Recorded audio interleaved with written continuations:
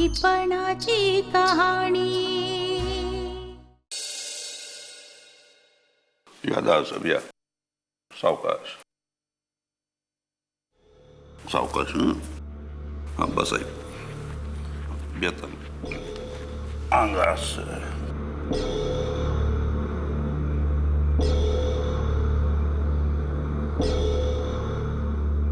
दूध घे दूध. गरम मसाला आहे.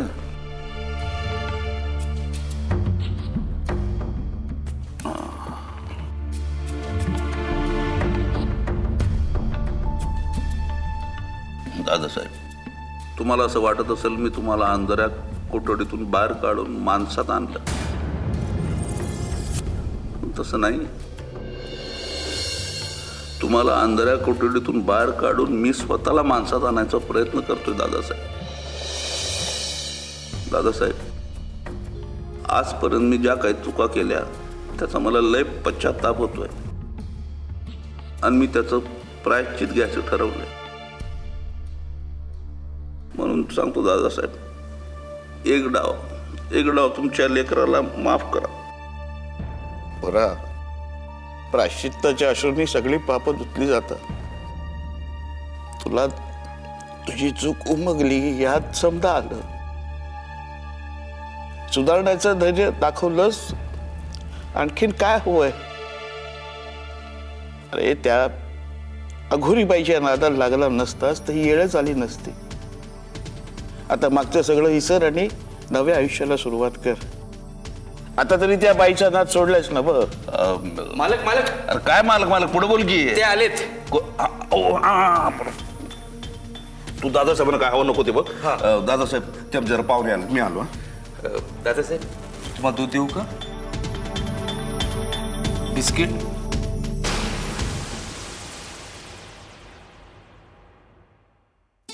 कोण आपण? रंजना ना तू? रंजूच ना तू? हो, पण अगं ओळखलं नाहीस मला? अगं मी तेजस्विता. तेजू बारशिंगे. हे असं काय करतेस? अगं तुझी शाळेतली मैत्रीण तेजू. अगं किती दिवसाने दिसतेस.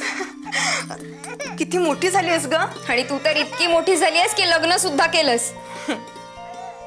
आणि बहुतेक एका बाळाची आई सुद्धा आहेस. हो. पण तू रडतोय का? हो, कुरकुर करतोय तो. बरं नाहीये ना त्याला? अगं मग डॉक्टरकडे ने. कळलं मला. गावातला दवाखाना बंद झालाय आणि आपली शाळा सुद्धा बंद झाली. अगं रंजू, हे गाव खूप बकाल आणि गलिच्छ झालंय ग. खूप वाईट वाटतं. गावात कुणीतरी माई नावाची बाई आली म्हणे.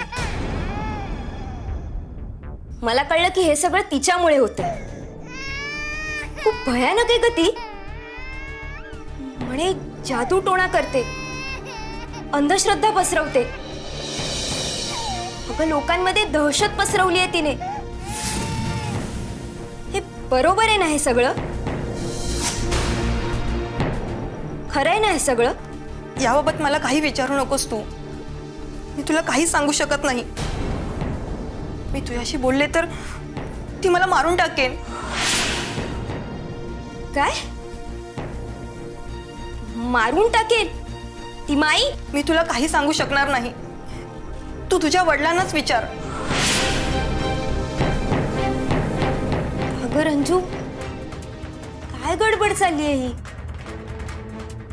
ती माई, तिला सगळे तुम्ही इतके घाबरता?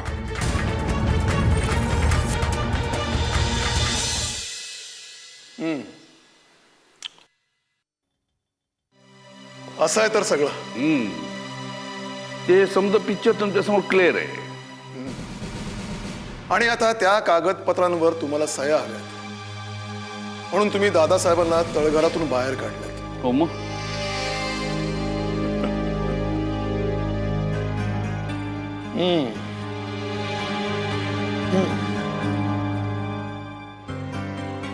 तुमच्या धाडसाचं कौतुक करायला हवं mister Jaisingh Barshinge.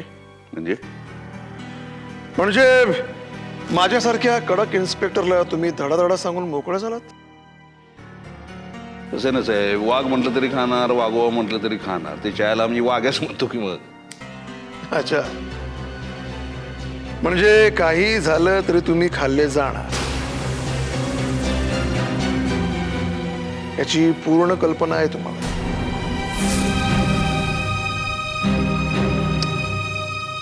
By the way, मी ज्याच्यासाठी आलो ते सांगायचंच राहिलं. हे वय झालं की असं होतंय बघा. मला एक ग्लास पाणी मिळेल? अरे का नाही, मी स्वतः जाऊन घेऊन येतो. स्टॉप.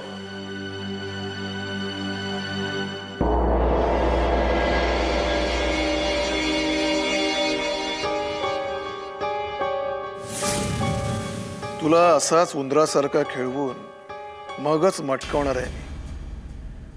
स्वस्तात पटवायला बघतोस काय मला?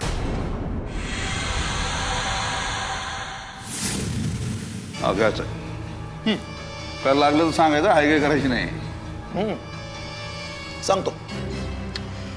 आधी ज्याच्यासाठी आलोय ते सांगतो. हा ताबडतोब.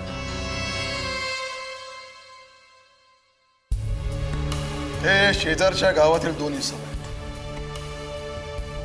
बेपत्ता आहेत. हे दोघं तुमच्याच घरी कामाला होते म्हणे.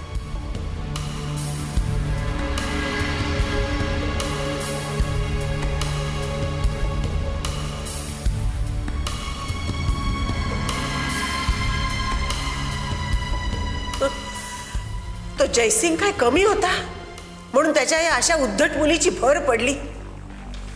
डोक्याला तापच येते एक. त्या जयसिंगचं खरं रूप आता लोकांसमोर आणायलाच हवं. तो माईविषयी सगळ्यांच्या मनात विष घालवतो. तर कुठे लोकांचा विश्वास आपण संपादन केलेला आहे. पुन्हा लोक त्या दहशतीच्या सावटाखालती गेले ना तर त्यांना बाहेर काढणं अशक्य होईल. हो, हे मात्र खरं आहे. हो, आत्ता कुठे कोंडी फुटून वाट दिसायला सुरुवात झालेली आहे. लोकांना जर सन्मार्गावर ठेवायचं असेल ना तर या जयसिंगला धडा शिकवायलाच हवा. कारण कसं आहे, कालिंदी आणि गाव यांच्या मधला दुवा हा जयसिंगच आहे. त्याला एकदा सरळ केला ना की सगळे प्रश्न आपोआप सुटतील. पण हे करणार कसे? मी सांगते. जयसिंगचं खरं रूप जगासमोर आणायचं असेल तर एका व्यक्तीची मदत आपण मिळवू शकतो. कोण? वेडी सुमी.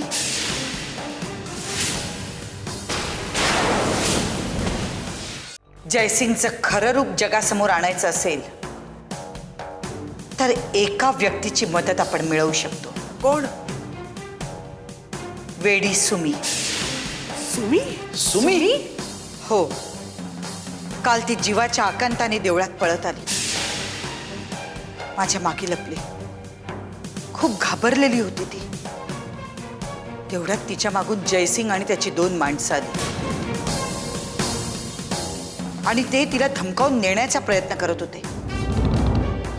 मी म्हटलं त्यांना, ती आता देवीच्या दारात आली आहे, तुम्ही तिला नेऊ शकणार नाही. त्याच वेळी दादूभट सुमी काय म्हणत होती माहितीये? काय? तू तुझ्या बायकोला मारलंस, ठाऊक आहे मला. अगो बाई, मग पाठोपाठ कालिंदी आली. काय? हो, ती आली. तिनेही मला धमकावलं आणि आव्हानही दिलं. खूप बडबड केली तिने. मीही तिला प्रति आव्हान दिलं. म्हटलं, हिम्मत असेल तर न्या तिला. सुमी आता आईला शरण आली आहे. हिम्मत असेल तर हात लावून दाखव हिला. त्याच वेळी अचानक कडकडाट झाला आणि त्याच्या त्या 2 माणसांच्या अंगावर वीज पडली.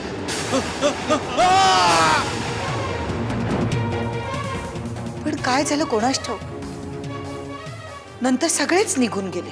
ताई, अहो इतकी मोठी गोष्ट घडली तरी तुम्ही आम्हाला सांगितलं नाही. अहो हे सकाळी आले होते ना देवळात, तरी मी तुम्हाला सांगितलं होतं हे असंच काहीतरी घडेल म्हणून. शेवटी ती महामाया आलीच ना तिथे. हो, अहो म्हणूनच काळजी वाटत होती आम्हास. मला समजते ते. गोदाक्का, तुम्ही माझी हक्काची माणसं आहात. हे घर माझे आहे असं मी मानते, याबद्दल शंकाही बाळगू नका. पण अजून त्या देवळातून बाहेर पडण्याचं कौल माझ्या मनाला मिळालेला नाही.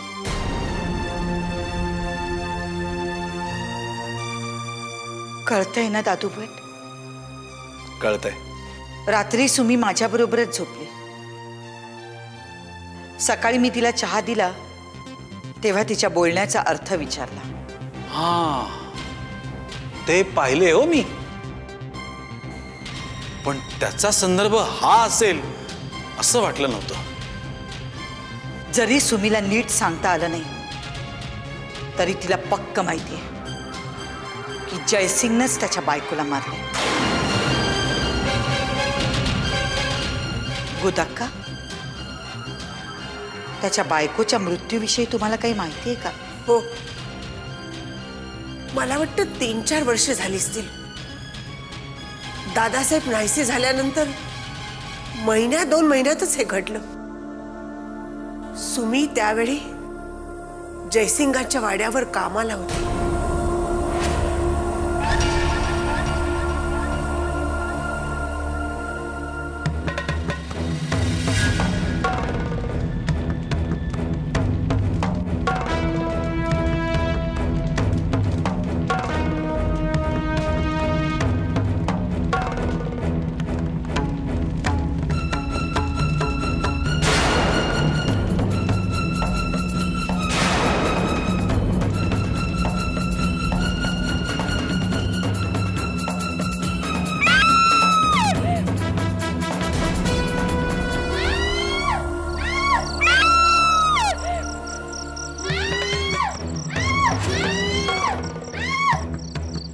अहो काय झालं कोण ओरडत होतात? तुम्हाला काय सांगू, नित्यानं म्हणा माझी बायको तुळशी उंदावर पुढे दिवा लावायची. आज दिवा लावता लावता तिचा पदर आणि पेट घेतला आणि माझी बायको जळून गेली. परमेश्वरा, माझ्या बायकोला नाही वाचवू शकलो, मला माफ कर. कसंही करू माझी बायको मला परत मिळवून दे देवा. माझी प्रार्थना आहे तुला देवा. माझा एवढा आहे, माझी बायको गेली मला सोडून.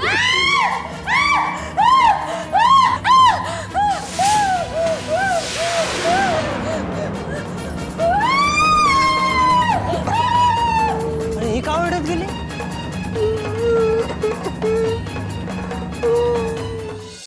याचा अर्थ जयसिंगच सुमीच्या जीवावर उठला असावा. तो आणि त्याची माणसं तिला मारण्याचा प्रयत्न करत असतानाच ती त्यांच्या हातून निष्ठून देवळात आली असावी. बरोबर आहे. त्यानं त्याच्या बायकोला मारलं हे सुमीला ठाऊक आहे, हे त्यालाही माहिती आहे. पण याला पुरावा काय? हो ना. आणि वेडीच्या बोलण्यावर विश्वास नाही ठेवता येणार. केस उभी राहिली तर. पण आपल्याला काहीतरी करायला हवं. एक होऊ शकतं. तो नवीन ग्रामसेवक आलाय ना उमेश, तो हा सगळा रिपोर्ट आपल्या अधिकाऱ्यांकडे सबमिट करणार आहे. तेव्हा नक्कीच काहीतरी हालचाल होईल. सरकारी पातळीवर हालचाल झाली तर नक्कीच उपयोग होईल. पण त्यासाठी सगळे गावकरी आपल्या बाजूने असायला हवेत. त्यांच्यात जागृती होणं फार गरजेचं आहे. शिवाय मला वाटतं आता कालिंदीला शांतपणे जाऊन भेटावं. काय? हो, कारण आता जे भांडण उरलंय ते फक्त तिच्यात आणि माझ्यात. गावातले लोक अजूनही तिला भितात ही वस्तुस्थिती आहे. उद्या माझं आणि तिचं भांडण विकोपाला गेलं तर गावाचं नुकसान होईल. ती इरेला पेटून काहीही करू शकते. काल तिने मुलांना विषारी फळ खाऊ घातली, उद्या ती आणखी काही करेल. त्यामुळे गावातल्यांच्या जीवाशी खेळू. मला वाटतं आपण प्रत्येक गुन्हेगाराला सुधारण्याची संधी देतोच. पण मला वाटतं कालिंदी भयंकर नाही तर कपटी, कारस्थानी आणि धोकादायक आहे. तिच्याकडून सुधारण्याची अपेक्षा ठेवण्यात अर्थ नाही. वाल्याचा वाल्मिकी होऊ शकतो, मग ती का नाही बदलणार? शेवटी आपण एक माणूसच आहोत. आपण तिला सांगण्याचा प्रयत्न करू, तिला या गावात ना निघून जायला सांगूया. तिने ऐकलं तर ठीकच आहे, नाहीतर मग नाईलाज आहे.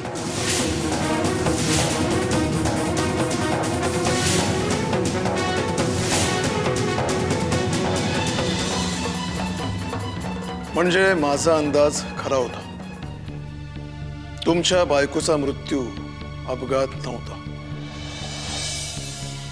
कसं आहे ना साहेब, आम्ही समधे पत्ते तुमच्या समोर ओपन केलेले आहेत.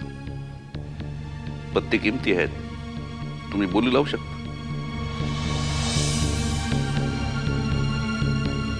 घडी तरबेज आहे म्हणजे.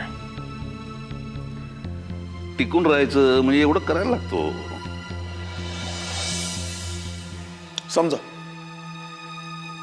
समजा तुमची ही ऑफर मी स्वीकारली नाही तर?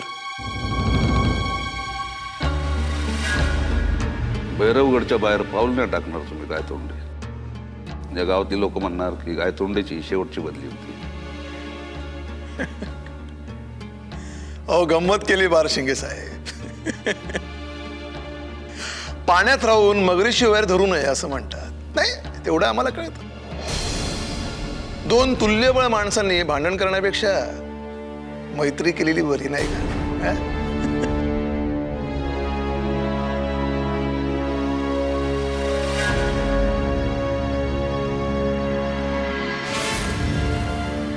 प्लॅन काय पुढचा? आजच तर मैत्री झाली, जरा निवांत होऊ द्या. थोडा विचार करायला वेळ द्या.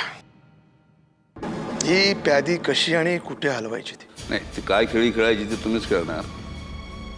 पण एक ध्यानात ठेवा, ती एवढी सुमी आणि ते ग्रामसेवक काय त्याचं उमेश दिसायला फालतू आहे, पण लेट डेंजरस आहे. हा, तो उमेश मला जरा खटकतोच आहे. हं? कुछ पुराना हिसाब. नाही, पण तुम्ही काही काळजी करू नका. त्या उमेशवर माझी नजर आहेच. नाही, त्या वेडीने किती जरी बडबड केली तरी स्टेटमेंट द्यायला ती माझ्याकडेच येणार आहे. वेडीच्या बडबडण्याला कायद्यात व्हॅल्यू नाही. तुम्ही बिंदास्त ना, मी आहे ना पाठीशी तुमच्या. क्या बात. क्या बात.